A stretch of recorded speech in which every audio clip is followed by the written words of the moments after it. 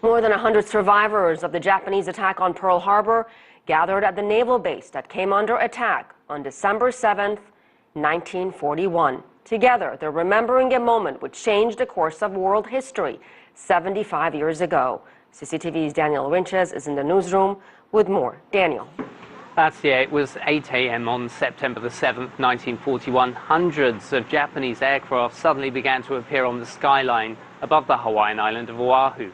Moments later, an 1,800-pound bomb smashed into the USS Arizona, hitting the ammunition store, setting off a huge explosion and trapping many soldiers on board. The attack on the naval base lasted just 2 hours, but claimed the lives of 2,400, destroying 20 naval vessels, 300 airplanes. The following day, of course, US President Franklin Delano Roosevelt made a formal request to Congress to declare war against Japan. And now, today, more than 100 of the remaining survivors of the attack have been gathering at the site for memorial services and other remembrance events. 3/4 of a century later, this is particularly poignant because it's going to be the last time this group gathers in such numbers. Asier. And Daniel, you'd also think this is also a moment to reflect for today's generation of leaders. Very much so. Later this month, Prime Minister Shinzo Abe will become the first Japanese leader to visit the Pearl Harbor Memorial Site. He'll be accompanied by President Obama, who grew up on Oahu. Abe's chief cabinet secretary says the visit's intended to show his commitment toward the future and to never repeat the tragedy of the World War, as well as to send a message of reconciliation between the US and Japan.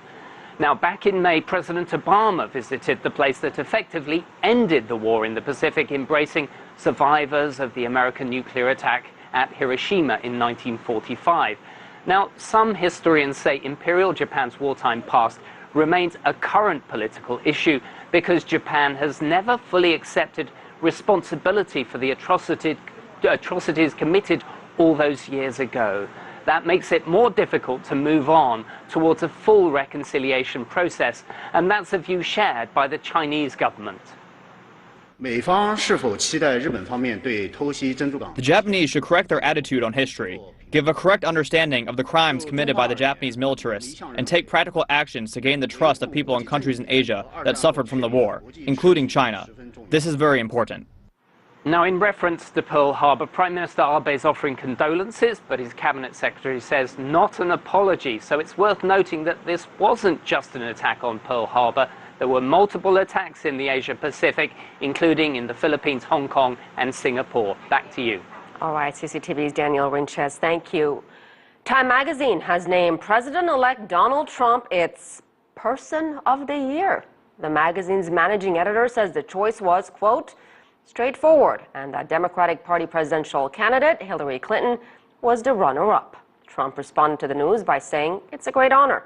The photo that you're looking at on your screen of President-elect also carries the caption, President of the Divided States of America.